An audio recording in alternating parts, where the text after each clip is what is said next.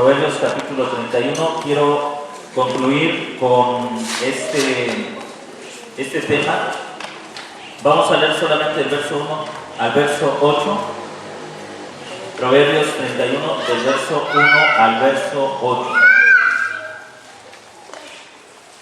Proverbios 31, del verso 1 al verso 8. Dice el texto: palabras del rey Lemuel, oráculo con que lo corrigió su madre. ¿Qué te diré, hijo mío? Oh, hijo de mis entrañas, ¿qué decirte, hijo de mis votos? No des tu fuerza a las mujeres, ni tu vigor a las que corrompen reyes. No es de reyes, oh Lemuel, no es de reyes darse al vino, ni de príncipes al licor. No sea que bebiendo olviden lo instituido y perviertan el derecho de los afligidos. Dad el licor fuerte al desfallecido y el vino a los amargados de alma, que beban y olviden su miseria, y de sus penas no se acuerden más. Abre tu boca a favor del mundo, en el juicio de todos los abocados a la muerte. Abre tu boca y da sentencia justa y defiende al pobre y al necesitado. Hermanos, este pasaje, que es todo el capítulo 31, está dedicado a un rey llamado Lemuel. Es incierto no se sabe con certeza quién es esta persona. No hay ningún registro en la Biblia sobre él, más que aquí en Proverbios capítulo 31.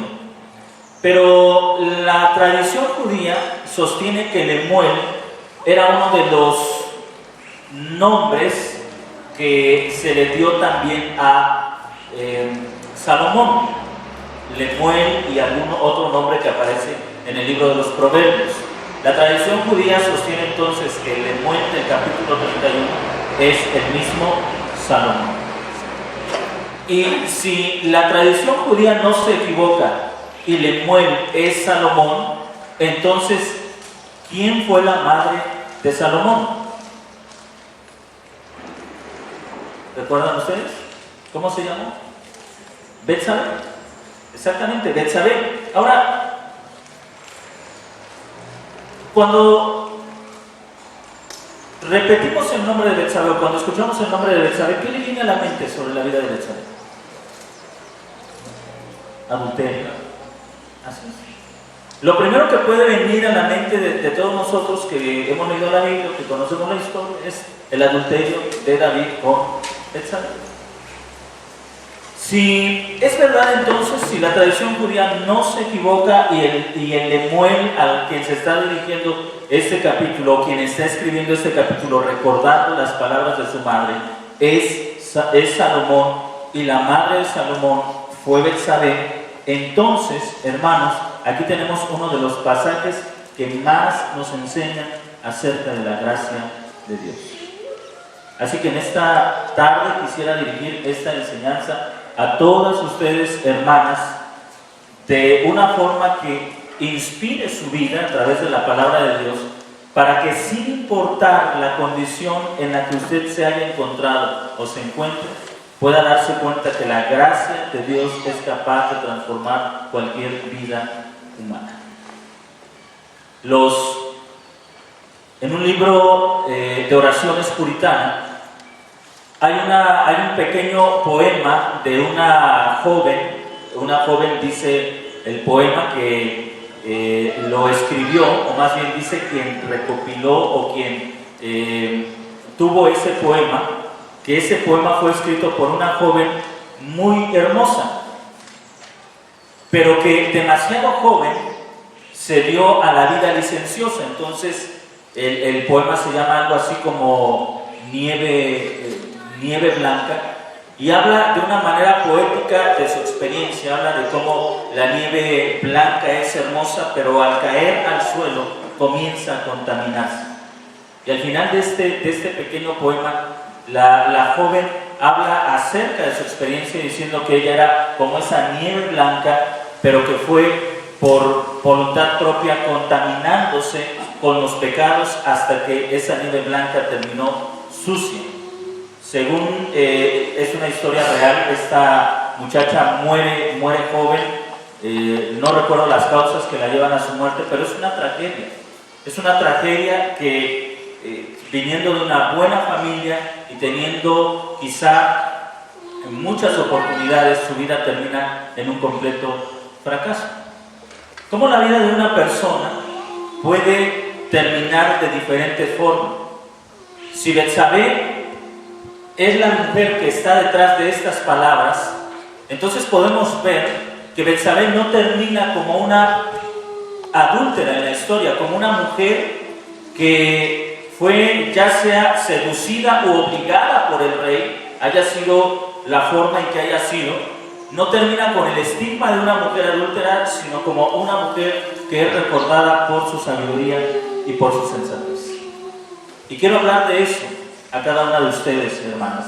Cómo la vida de una mujer puede cambiar por la gracia de Dios. La vida de una mujer puede ser transformada por la gracia de Dios. En el capítulo 31, Lemuel comienza con estas palabras. Son las palabras del rey y dice el texto, oráculo o palabras con que lo corrigió su madre. Palabras o el oráculo, las palabras, la instrucción, la enseñanza con que la madre de Lemuel corrigió a su hijo. Y aquí tenemos, hermanos, también una enseñanza para ustedes como mujeres. Algunas de ustedes son madres de hijos varones y muchas veces piensan que por tener hijos varones no tienen nada que enseñar a sus hijos. Esa es una gran mentira. Aunque la principal responsabilidad de criar a los varones es del padre, eso no significa que la madre no tenga ningún chance, ninguna oportunidad de instruir a sus hijos. Tenemos aquí a Lemuel recordando en este capítulo no las palabras de su padre, no es que el rey no recordara las palabras del padre, pero en este capítulo él está recordando las palabras con las que su madre lo corrigió. Qué importante es la instrucción de una madre hacia el hijo varón, qué importante es esa enseñanza. Pero ninguna instrucción va a ser eficaz a menos que comencemos de la gracia de Dios. Si esta mujer se atrevía a enseñar a su hijo, a instruir a su hijo, era seguramente porque estaba confiada en que Dios la había perdonado y estaba confiada en que ese perdón, esa gracia que había recibido de parte de Dios era suficiente para comenzar la instrucción de sus hijos. Muchas mujeres, incluidos hombres, se limitan a instruir a sus hijos porque el peso de su pasado es demasiado fuerte sobre ellos. ¿Cómo le voy a decir esto a mi hijo? ¿O cómo le voy a decir que no haga esto si yo mismo, o puede decir la mamá, si yo misma cometí esos pecados en mi juventud o hice cosas peores en mi juventud? ¿Cómo voy a hablar a mis hijos o cómo les voy a decir que no hagan esto o que se abstengan de esto más? Ninguno de nosotros tendría la dignidad ni la autoridad para instruir si no fuera porque la gracia de Dios nos ha perdonado y nos ha dado esa capacidad de enseñar a nuestros hijos.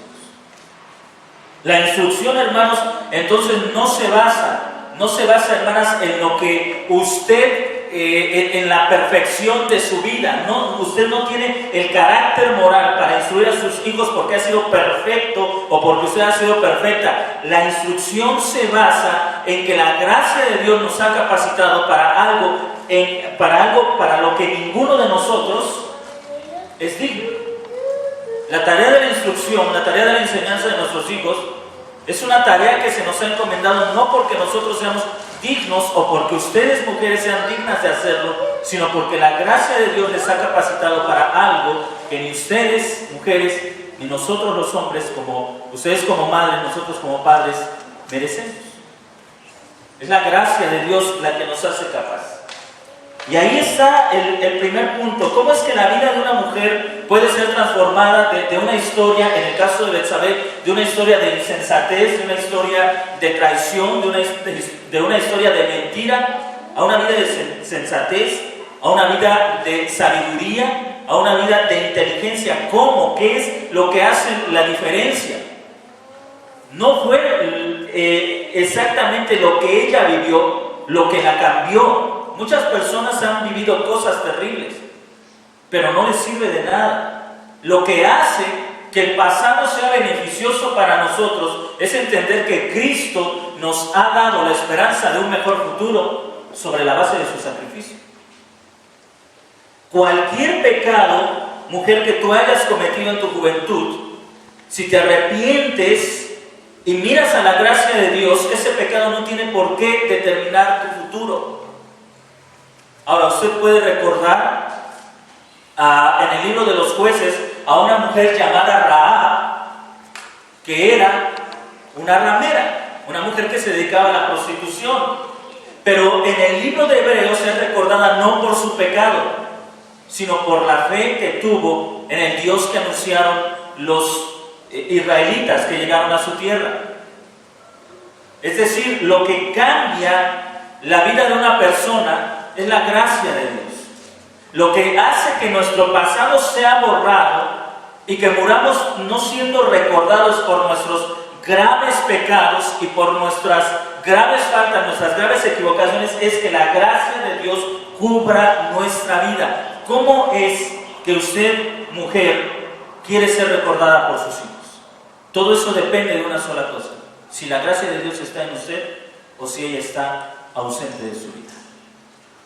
Eso es lo que va a hacer la diferencia: la presencia o la ausencia de la gracia de Dios. Este pasaje inicia recordándonos, hermanos, que el Evangelio es lo que borra nuestro pecado y que el pecado no nos define ni determina nuestra vida cuando la gracia nos ha cubierto, cuando la gracia nos ha liberado de nuestro pasado. Todos nosotros podemos tener razones fuertes por las cuales a veces usted puede leer la vida de David, y en muchas ocasiones David fue uno de los hombres que experimentó mucho la gracia de Dios, pero también fue uno de los hombres que por muchas veces no arrepentirse llevó sobre su espalda el peso de la culpa. ¿Se acuerda que en una ocasión, si usted lee la historia de David en los libros en donde se encuentra, se va a dar cuenta que en muchas ocasiones cayó presa de la manipulación de Joab, uno de sus principales hombres, por una sola razón: Joab conocía muchos secretos de la vida de David. Joab era un excelente estratega militar. Joab era un hombre inteligente, era un hombre al servicio del rey con una capacidad increíble. No había un hombre en quien David pudiera confiar tanto como en Joab. Pero Joab también resultó ser en muchas ocasiones su más grande enemigo. Porque muchas veces Joab, usando su astucia, logró que el rey hiciera lo que él quería, porque el rey sabía que Joab conocía muchas cosas que David había hecho mal, pecados que había cometido, y que Joab había sido su, como decimos nosotros, su alcahuete, su confidente. Gracias, es una palabra, ¿no? Su confidente.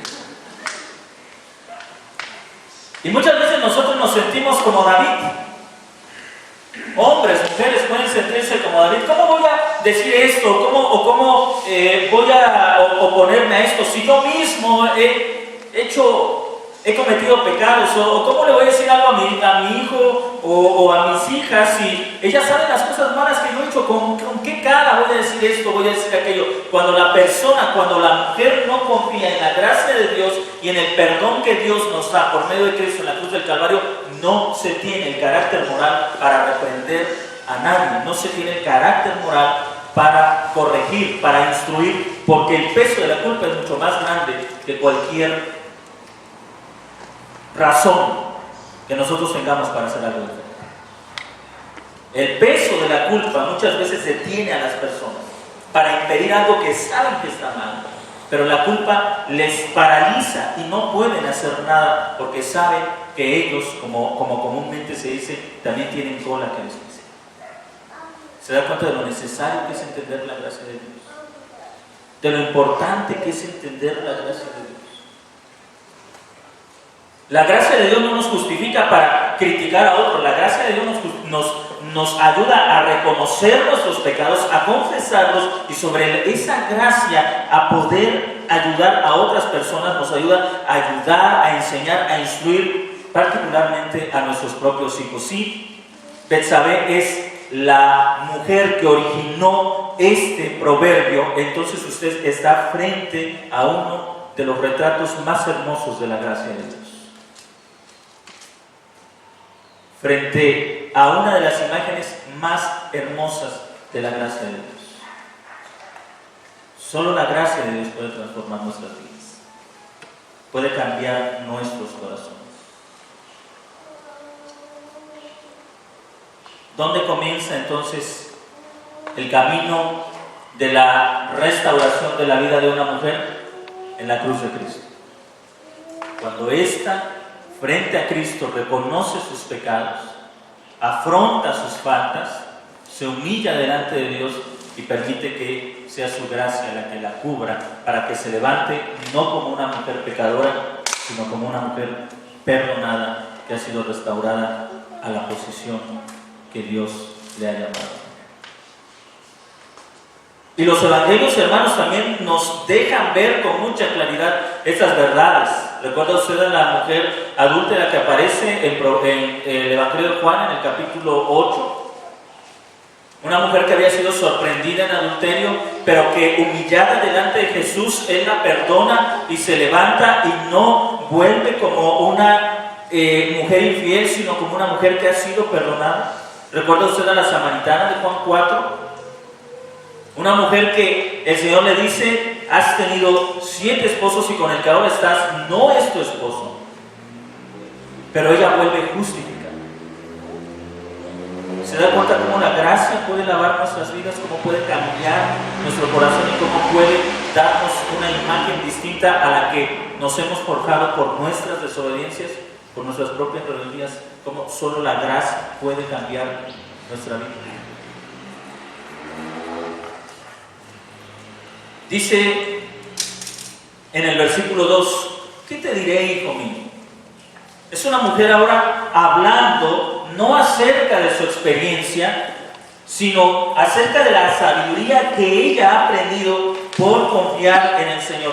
¿Cuál es, hermanos, el origen de la sabiduría? El temor al Señor.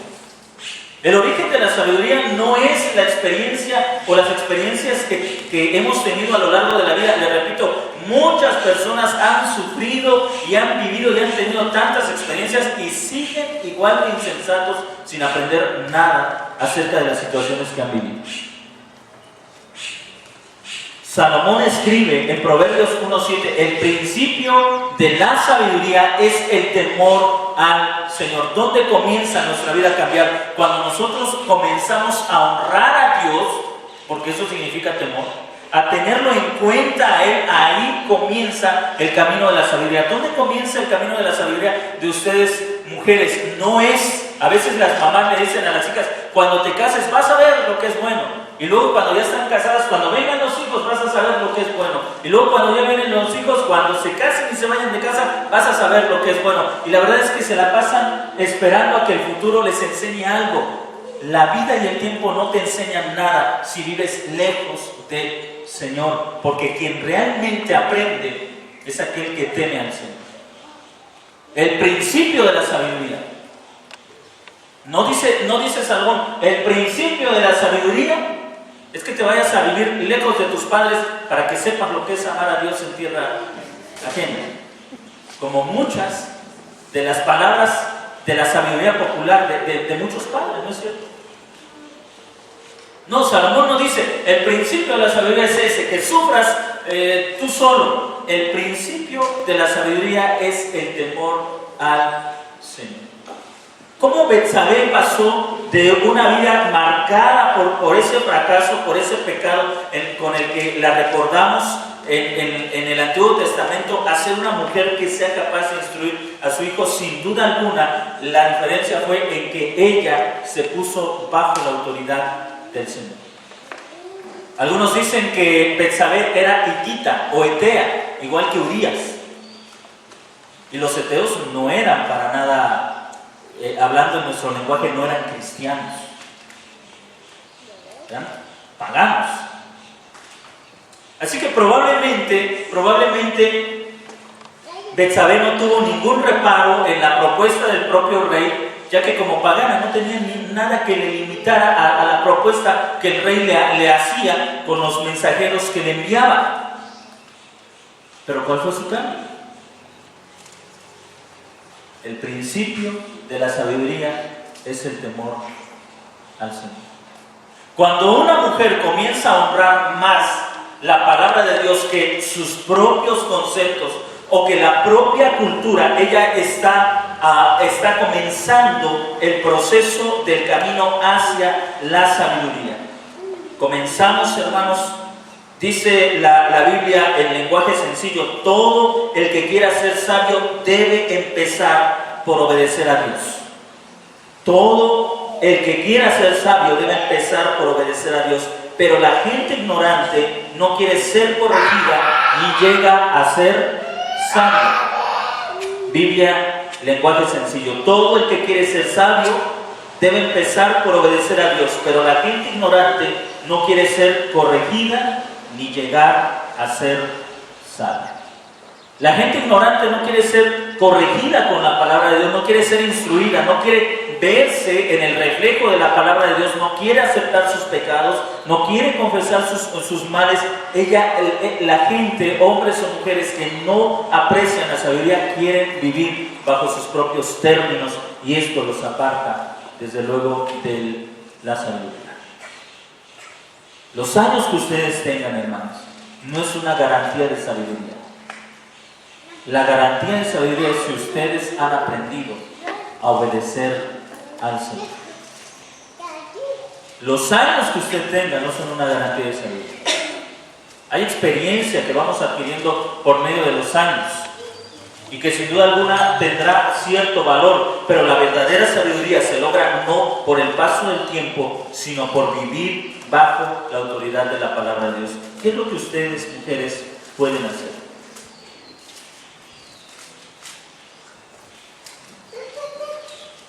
¿Cómo pueden adquirir esa sabiduría? ¿Cómo pueden adquirirla o cómo pueden crecer en la sabiduría? Yo les puedo dar algunos consejos. Lea la Biblia, memorice, medite la Biblia. Escuche predicaciones que le instruyan a vivir. Asista a las enseñanzas de la iglesia en la semana. Reúnase con otras mujeres cristianas a aprender. Y creo que hay muchas otras cosas que ustedes pueden hacer para crecer en la sabiduría. Luego, toda madre cristiana puede dejar un legado en sus hijos. Así que una mujer puede cambiar por la gracia de Dios. Una vez que la gracia de Dios perdona sus pecados, aspira a la sabiduría, pero esa sabiduría no tiene que morir con ustedes. Ustedes, mujeres, son llamadas a dejar un legado en la vida de sus hijos. ¿Cómo pueden dejar ese legado? Observe cómo Lemuel recuerda las palabras. Dice el texto, palabras del rey Lemuel, palabras con que lo corrigió su madre. ¿Cómo te recordarán tus hijos, hermanos? Como una mujer impaciente, gritona, deprimida, aislada. ¿Cómo te van a recordar? Mandona, ¿cómo te van a recordar tus hijos?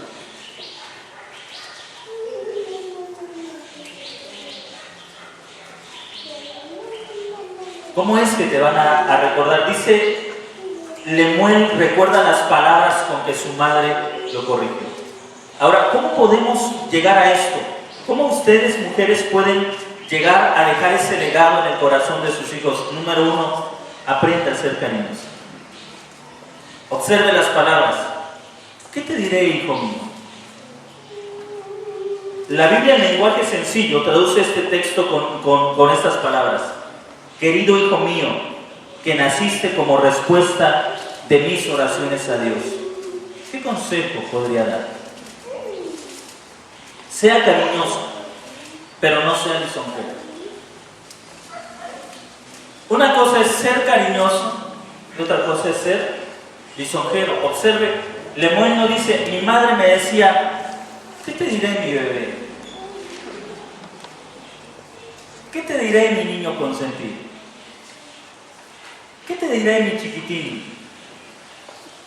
¿Qué te diré, mi nene? Le dice, ¿qué te diré, hijo mío? Sea cariñosa, pero no lisonjera. Un bebé es una persona que depende de otros para todo. Así que un bebé es de los 0 a máximo 2 años. Eso es un bebé. Porque depende de su madre para comer, depende de su madre para asearse, depende de su madre para beber, para tomar agua o leche, depende de la madre para todo. A la edad, cuando deja de depender, generalmente cuando el niño comienza a caminar, deja de ser un bebé o un nene y se convierte en un niño. Y la niñez se termina entre los 11 y 12 años y entonces son jóvenes. Decirle a un hijo varón, sobre todo a un hijo varón, decirle bebé, chiquilín, pequeñito, nene consentido, tesoro. ¿Cómo? Todos esos adjetivos es denigrar la masculinidad, es empequeñecer a un hombre. Es empequeñecer. Note usted el carácter. La madre se dirige al hijo como hijo. ¿Qué te diré, hijo mío? Ahí mezcla tanto el cariño como el respeto. El cariño porque es su madre, pero el respeto porque entiende que este hijo en esa posición es un rey. Ahora, esto es bien importante, ¿no? Porque le está dando el respeto que él merece por el trabajo que está desempeñando. Yo creo que ese es uno de los aspectos que sobre todo las madres tienen que aprender a hacer con sus hijos. A equilibrar el cariño, porque generalmente o una madre se convierte se vuelve tan cariñosa que va al extremo de la lisonjería o se va al extremo de la frialdad. No le dice, ¿qué te diré a ti, señor rey? En otras palabras, si Samuel fuera joven o fuera un niño, yo creo que Betsabé no le habría dicho, ¡hey niño, ven acá! Le habría dicho, hijo. ¿Nota usted cómo Proverbios 31 nos enseña a equilibrar el amor y el respeto? Qué importancia, y esto es muy importante, hermanos, que las madres afirmen la masculinidad de sus hijos, no empequeñeciéndolos, no mimándolos, sino afirmando su masculinidad. Cuando una madre no hace eso, generalmente cría un hijo que es afeminado. No lo confundamos con homosexual, pero sí afeminado, es decir, débil, frágil, quebradizo. Ahora, cuando la madre se va al extremo de ser fría con él, cría a un hijo que es frío e incapaz de relacionarse correctamente con una mujer. Porque se vuelve aislado, ermitaño. Quiere estar con una mujer por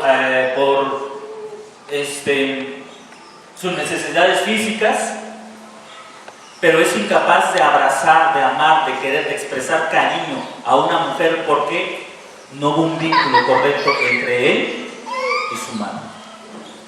Entonces se da cuenta de lo importante que es la influencia influencia de una madre sobre un hijo varón. Si usted se va al extremo de ser demasiado tierna con el niño, lo va a hacer tan frágil, que lo va a afeminar. Pero si usted se va al extremo de ser demasiado fría con su hijo, lo va a hacer tan frío que va a ser incapaz de expresar sus emociones y sus sentimientos hacia otra persona, particularmente hacia la esposa, hacia los hijos posteriormente. Tenemos a una mujer que vive con un sano equilibrio, es cariñosa, pero no lo empequeñece, no lo mima, no lo afemina, lo cría con dignidad. Establezcan límites. Así que comenzamos con esto. Aprendan a ser cariñosas. De hecho, ¿no dice Tito que las ancianas deben enseñar a las más jóvenes a ser cariñosas con sus hijos? Y le repito, uno de los grandes defectos en las mujeres es que tienden a estos dos extremos. O se vuelven demasiado cariñosas o se vuelven muy frías. Por eso las mujeres tienen que aprender a ser cariñosas con sus hijos, lo que realmente significa esto. Las palabras de la madre de Lemuel muestran cariño, hijo mío, muestran gratitud, hijo de mis votos, muestran vínculo, hijo de mis entrañas. Observa la facilidad de esta madre de relacionarse con su hijo. No tiene miedo de expresarle su cariño. Te quiero, hijo mío. Eres el hijo de mi vientre, el hijo por el que oré, el hijo por el que le pedí a Dios. ¿Se da cuenta de esta parte que a veces se pierde entre la relación de una madre y un hijo? Qué importantes son estos aspectos. Segundo, en esto, cómo dejar el legado en el corazón de su hijo. Ponga límites. Observe cómo dice en el verso 3, no des tu fuerza a las mujeres.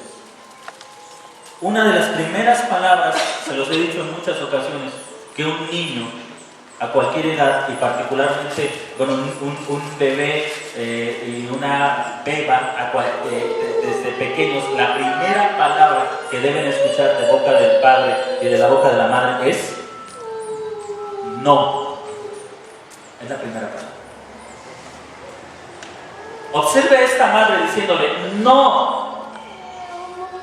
Ahora, si ella tiene la capacidad de decirle a su hijo adulto este no, es porque cuando este niño era pequeño le pudo decir no.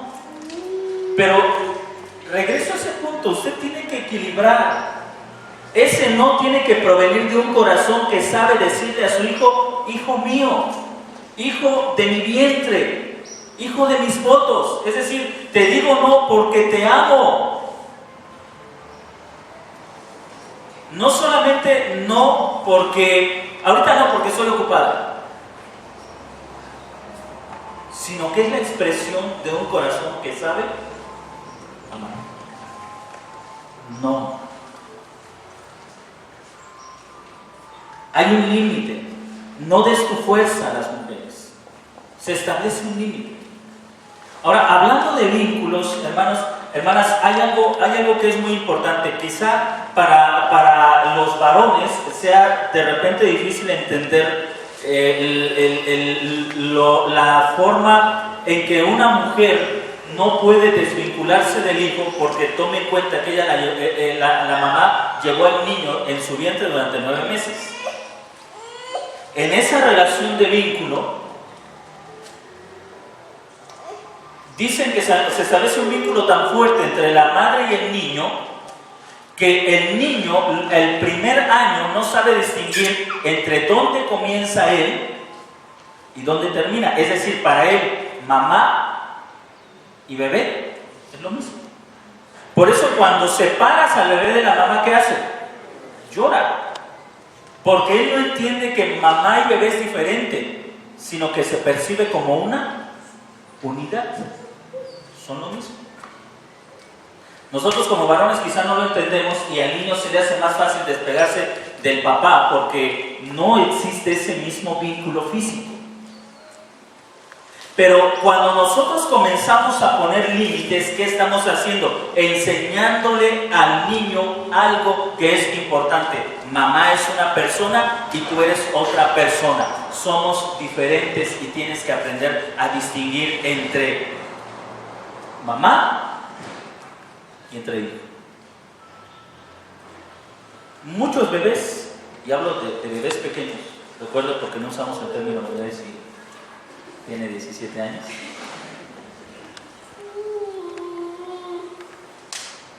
Muchos bebés no se pueden dormir si no está mamá ahí, y eso es bueno, porque el vínculo es justificado.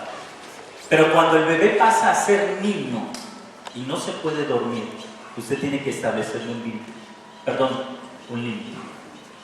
Tienes que dormir. No, es que no se puede dormir sin la mamá, es que el niño y la mamá son distintos. Cuando nuestros hijos tenían mi hijo Carlos ya tenía como 3 años, Pau 2 y Are 1, por lo menos él ya tenía la responsabilidad de, ya es hora de irte a dormir, vete a dormir. Nosotros nos quedábamos más tarde porque teníamos otras cosas que hacer, o porque estábamos platicando, porque estábamos viendo algo en la televisión, pero él debería irse a dormir y eso pasó con todos por una razón. Padres e hijos somos dos personas diferentes. ¿Ha visto usted a papás o a mamás que no comen por darle de comer al hijo cuando ya tienen la capacidad de agarrar la cuchara y comer? La mamá no tiene límites y el hijo tampoco. No saben distinguir entre yo soy una persona y tú eres otra persona, sino que se ven como una sola persona. Y eso es un pecado. Eso es un pecado porque no, el propósito. Observe lo que dice la madre de Lemuel a Lemuel. Le dice: hijo mío, ¿qué te diré? Te voy a espantar a las mujerzuelas que se te acerquen.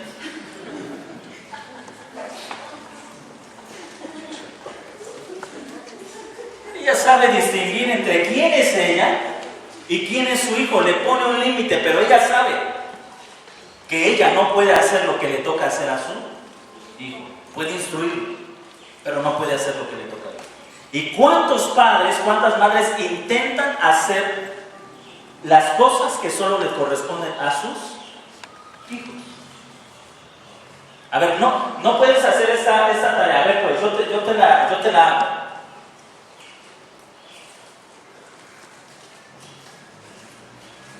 Para que termines rápido, para que te duermas temprano.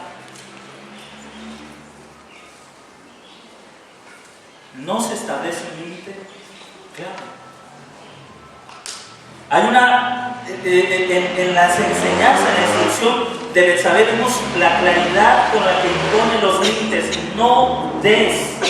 Hay un límite, pero también ese mismo límite enseña: hijo, tú eres varón, yo soy tu madre, pero yo no puedo. Yo no puedo hacer lo que tú eres responsable de hacer. Yo no puedo hacer. Hay una gran necesidad, hermanas, de que ustedes dejen un legado partiendo de este punto, que usted aprenda a diferenciar lo que a usted le corresponde y lo que le corresponde a sus hijos. Ponga límites. La instrucción es una buena forma de comenzar a poner límites y comience diciendo no. Comience diciendo no. La corrección, observe lo que dice Proverbios 10:13.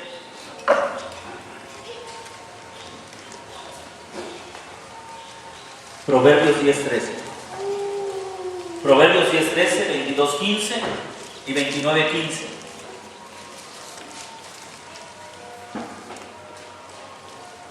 todos en Proverbios. 10, 13, 22, 15, 29, 15.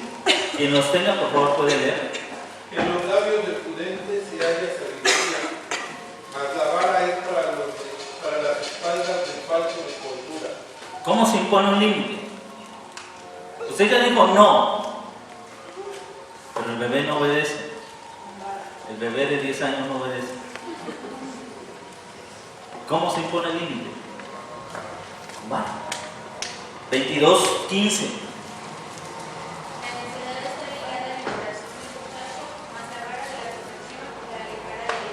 29, 15. La vara y la corrección dan sabiduría, mas el muchacho consentido avergonzará a su madre.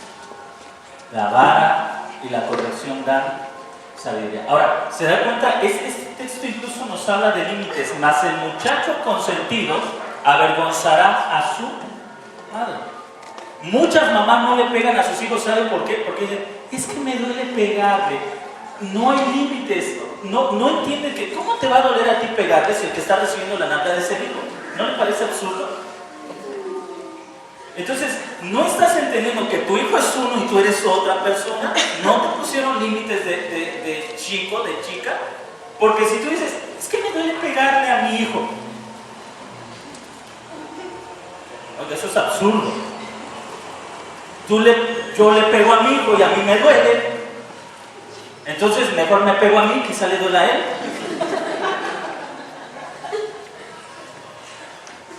Pero cuando yo entiendo que yo y mi hijo somos, o mi hijo y yo somos dos personas diferentes, entonces yo le pego y a él le tiene que doler. A mí no me tiene por qué doler, porque yo estoy estableciendo un límite. ¿Se da cuenta cómo se va inculcando en el corazón de nuestros hijos un legado y cómo seguramente que Salomón recibió muchas veces de las manos de Betsabé buenas nalgadas? Pero ahora lo tenemos escribiendo las instrucciones de su padre. Qué importante es entender esto. ¿Qué es la necedad? La necedad es cuando usted dice algo y el hijo no obedece. ¿Cuántas veces tiene usted que decir algo para que el hijo obedezca? Una. Si usted lo dice 2, 3, 4 veces, eso es necedad. Del padre, porque debió haberle dicho una. Lo que sigue es la vara. ¿Se da cuenta que todo esto ayuda a ganar el corazón del hijo y no alejarlo de nosotros? Usted puede cultivar el corazón de sus hijos. Hay muchas personas que al no hacer el trabajo en la infancia tienen muchos problemas en la juventud, muchos problemas en la adultez. Padres que siguen salvando a sus hijos a pesar de que estos ya son adultos. Les siguen salvando la vida. Les siguen arreglando sus problemas.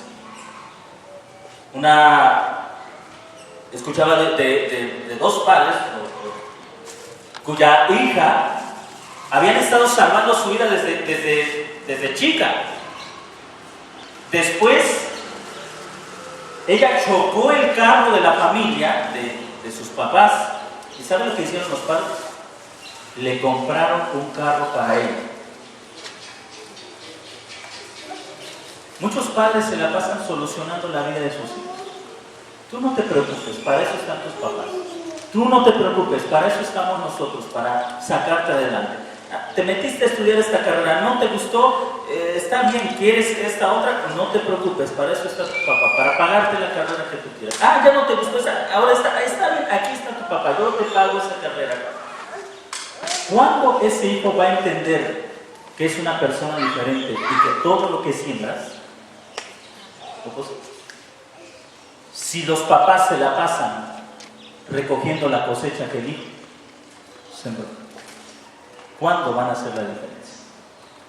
¿Cuándo van a entender? Tenemos aquí a una mujer que ha aprendido sabiduría porque se ha sometido a la voluntad de Dios y porque ha aprendido a vivir bajo la autoridad de Dios, y eso le da la libertad para instruir y permitir que sea su hijo quien decida o obedecer a Dios o apartarse de Dios. Pero aquí tenemos a un hijo que dice: estas son las palabras con las que mi madre me instruyó. Un hijo que recuerda la instrucción de su madre. Así que ponga límites. Por último, instruye en lo que el hijo necesita. Lemuel era rey y necesitaba aprender todo lo que tiene que ver con el ejercicio de su labor. Y comienza la madre diciéndole: no des tus fuerzas a las mujeres. Aquí está hablándole una mujer, hablándoles a su hijo sobre pureza sexual. Le está enseñando sobre la inmoralidad sexual, sobre sus consecuencias. Le está diciendo a su hijo: hijo, no vayas detrás de las mujeres ajenas. Le está enseñando sobre la inmoralidad sexual. La madre también le enseña a su hijo, versículo 4 al 7, sobre la sobriedad. No es de reyes darse al vino, ni de príncipes al licor. No está bien que te emborraches, hijo mío.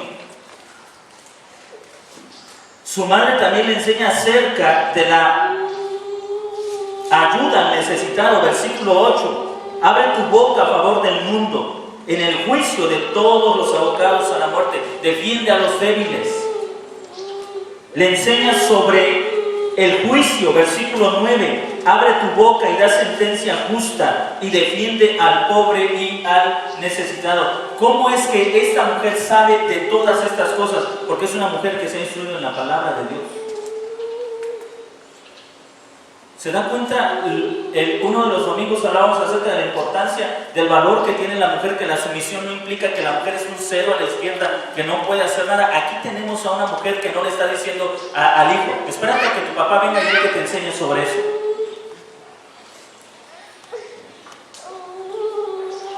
Espera que tu papá venga y él que te diga, que te hable de eso. Es una mujer que colabora con el padre a la misma tarea.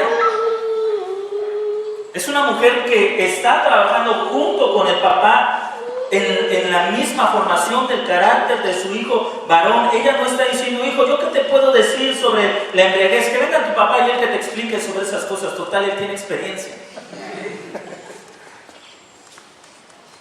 Ella enseña sobre estos temas.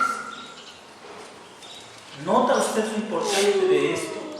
¿Cuántas mujeres se privan de enseñar a sus hijos varones porque piensan que es toda la responsabilidad del padre?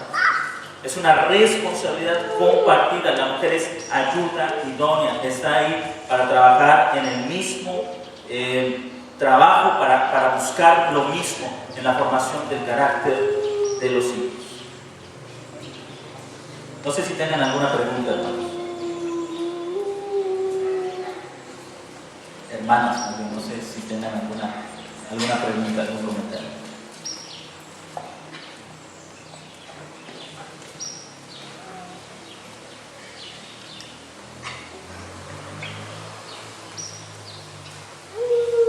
¿Qué piensan? ¿Sí?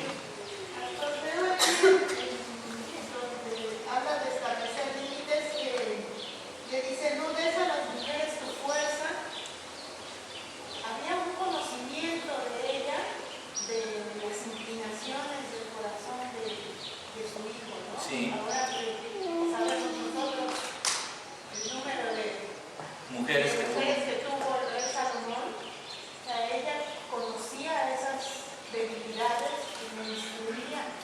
Y después vemos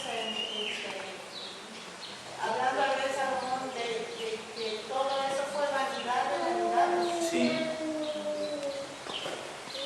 Así es. Aquí recordando el concepto De su madre, y vemos el vínculo tan estrecho que había entre ella como madre y él como hijo, que ella conocía, como bien lo dice usted, la debilidad de Salomón, y le enseña sobre esto. Ahora, esto también cabe destacar porque ella no se achica frente a las debilidades de su hijo. ¿Cuántas mamás prefieren hacer de cuenta que sus hijos no tienen debilidades para no tener que enseñarlos. Prefieren decir, no, yo creo que allá Dios lo ayuda, yo estoy orando por mi hijo. Porque van al límite de la espiritualización, ¿no? Yo estoy orando por mi hijo. El Señor que le dé sabiduría. No, aquí vemos a una mujer tomando la responsabilidad junto al esposo, sin duda alguna, tomando el papel y haciendo algo más que orar es importantísimo. Pero si usted ora y no enfrenta, no instruye, no pone límites, no redarguye, no ama, no... Dios le ha puesto a usted precisamente para hacer lo que usted quiere que él haga. Y Dios tiene límites. Y Dios nos pone límites. Y le aseguro algo, Dios jamás va a hacer nada en la vida de nuestros hijos que Él ha determinado que nosotros hagamos. ¿Por qué? Porque Dios es claro con sus límites. Usted puede orar y puede decirle, Señor, pongo en tus manos a mi hijo y te pido que lo guardes y que lo cuides, pero si usted no lo instruye, le aseguro algo, Dios no es como nosotros, que va a decir, bueno, pues hijo mío, eso te toca a ti, pero yo te voy a echar la mano. Si usted no lo hace, Dios no lo va a hacer porque Dios le ha dado a usted como mujer la responsabilidad de hacerlo y a nosotros como varones también. Dios es muy claro con sus límites y Él no va a hacer nada que nos ha hecho responsables a nosotros de hacer. Así que usted puede estar de rodillas. Hay mujeres de verdad que se llegan a frustrar porque dicen, he estado de rodillas por mis hijos no sé cuánto tiempo y Dios no hace nada, porque quizá no es el que tenga que hacer algo. Quizás seas tú como madre la que tiene que hacer algo y no lo ha querido hacer y se ha justificado diciendo, estoy orando. Entonces debemos ser muy sabios en cuanto a la aplicación de estos principios. ¿Algún comentario, hermanas? ¿Alguna pregunta? Sí, Clemente. En estos versículos hablan de la enseñanza que da mamá, pero son temas que a simple vista pareciera que son temas que deberían de hablar los padres, ¿no? En el caso de las mujeres, en el caso del niño, y que, como usted bien lo dijo, hay ocasiones que como mujeres prefieren dejar ese papel para el varón, pero en mi caso, por ejemplo, me tocó crecer con abuelita y con mamá, y ellas siempre me hablaron sobre esos temas, y quedó, en mi caso, por ejemplo, quedó bien marcado lo que ellos me influían, y aunque después tuve al tío y tuve a papá, pero ya vieron uno como con esta línea de mamá, de abuelita. También aquí mamá de Salomón enseñando esos temas que a veces las mamás dejan a un lado y que también deben estar ahí tocando, y muchos más. Así es. A veces la mamá lo deja para el papá y si el papá no tiene la capacidad, lo deja para el pastor. El pastor que hable con mis hijos. Pero lo claro es que es responsabilidad de ambos padres. Pero nos damos cuenta en este capítulo que la madre no se empequeñece ante eso, sino que unida al papá toma la responsabilidad por la educación de sus hijos. Y eso es lo que muchas mujeres actualmente necesitan recordar. Pues concluimos, no sé si alguien tenga alguna duda más, algún comentario. Sí, hermano. Pues aquí ella le está hablando a un hijo varón ya mayor, ¿no? Sí. Pero no es un niño chiquito. Nosotros como madres de mujeres ya casadas, también tenemos la autoridad El deber y el derecho. Ahora es esto claro, ¿no? Lo que les hemos, o lo que nos ha mostrado el texto, que hablamos a nuestros hijos dependiendo de la edad que ellos tengan. Cuando ya son adultos y cuando ya están casados, les hablamos igual tomando en cuenta que ya no son hijos de casa, que ya no son hijos de familia. Y ahí es donde entra la sabiduría. ¿Cómo hablarle a un bebé, cómo hablarle a un niño, cómo hablarle a un joven adulto, a un anciano. Ahí es en esos aspectos donde requerimos todos de mucha salud. ¿Cierto? La siguiente parte del capítulo es también recomendaciones. Sí, parece ser que el capítulo 31 es lo que, si estamos en lo correcto, que Betsabé que Salomón está recordando las palabras de Betsabé, entonces es lo que Betsabé le enseñó a él sobre el carácter de una mujer, cómo es una mujer. Y esto también es muy importante, que una madre le enseñe al hijo sobre el carácter de una mujer. Y si ustedes leen con atención el capítulo 31 del verso 10 en adelante, pueden darse cuenta que se describe a una mujer que, y esto es bien importante, hermanas, lo voy a tocar rápidamente, a veces confunden sumisión con pedir permiso y a veces no entienden la sumisión. Por ejemplo, usted no lee en el capítulo 31 que diga: considera el campo y le pregunta a su esposo si lo puede comprar o no. Hay cosas, yo le he dicho a mi esposa, no necesitas preguntar, no sé si apuntamos hacia el mismo lado. Es decir, si el esposo y la esposa apuntan al bienestar de la familia, no necesitamos andar preguntando. Una mujer a veces piensa que su misión es que le pregunte al esposo: ¿me pongo este vestido o me pongo el otro? ¿Quieres que haga chocolate o que haga café? Y piensan que eso es su misión. Su misión es trabajar bajo una meta. ¿Cuál es la meta? Que la familia glorifique a Dios.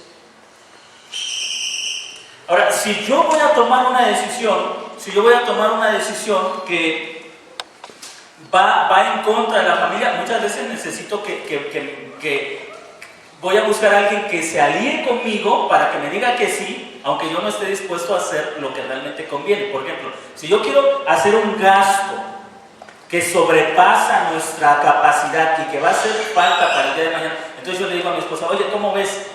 ¿Gastamos esto? A lo mejor ella me va a decir: como quieras.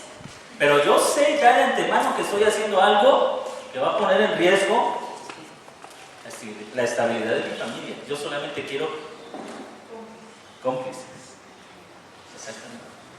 Si yo, hermanos, si yo estoy bien claro que lo que voy a hacer beneficia a la familia, yo no necesito preguntarle a mi esposa: oye, ¿puedo usar el dinero de esta forma? Porque yo sé que lo voy a usar para el beneficio de ellos, y a lo mejor el día de mañana me diga: oye, ¿a poco usaste tal cantidad de tal broma? Sí. Pero esos son los beneficios. ¿Sí me están entendiendo? Entonces, muchas veces la mujer piensa que su misión es que para todo pide permiso. Cuando el hombre y la mujer están en el mismo espíritu y saben hacia dónde se dirigen, eso es una misma carne, los dos piensan igual. Y ella no necesita preguntar si puede tomar esa decisión porque está de acuerdo con el propósito que los dos tienen. Así que ustedes lo encuentran en Proverbios 31, por ejemplo, a una mujer que va y encuentra telas y regresa con su esposo y le dice: oye, ¿me das permiso para hacerle ropa a mis hijos? Ella va, compra esas telas y hace ropa para sus hijos. De repente hay que quitar malos conceptos de sumisión. Y la mujer tiene que aprender que la sumisión es más que pedir permiso, es vivir bajo un propósito. Bajo un propósito. Y eso en lo personal, Dios me ha ayudado mucho en mi carácter, pero mi temperamento cambió desde que tuve que trabajar en un negocio y ya de forma ser el responsable. Cambió mucho porque me orienté a la efectividad, ¿no? A dar resultados. Entonces, de repente le decía a los que trabajaban conmigo: ¿por qué me preguntas? Si sabes que esto nos conviene por el negocio, ¿para qué me vienes a preguntar? Hay cosas que se deciden en el momento, que no necesitas pedir una opinión, que si sabes que van a beneficiar, simplemente toman la decisión y punto. Ahora, yo no puedo tratar a mi esposa como un negocio, pero tratamos de tener ese propósito, y si los dos apuntamos a lo mismo. Entonces, su misión no es que usted, hermana, pida permiso por todo, sino que hombre y mujer tengan la misma mente, que los dos estén revestidos de Cristo, y entonces van al mismo lugar. Si ustedes comienzan conflictos de ¿por qué no me preguntaste? ¿Y tú por qué no me dijiste? Es que no están en una sola carta, y el problema no es la decisión que tomaron, el problema es que ustedes no han aprendido a vivir en unidad bajo la mente de Cristo. Ese es el problema. No es que ella es insubordinada y siempre hace cosas sin que yo le diga, sí, pero es que él también hace cosas sin que me diga. No, ese no es el problema es que los dos no están bajo la mente de Cristo, y por eso cada decisión se convierte en un pleito. Pónganse bajo la mente de Cristo y entonces no van a necesitar estarse preguntando, ¿puedo hacer esto? ¿Puedo hacer aquello? Porque buscarán la voluntad de Dios. Eso es su misión.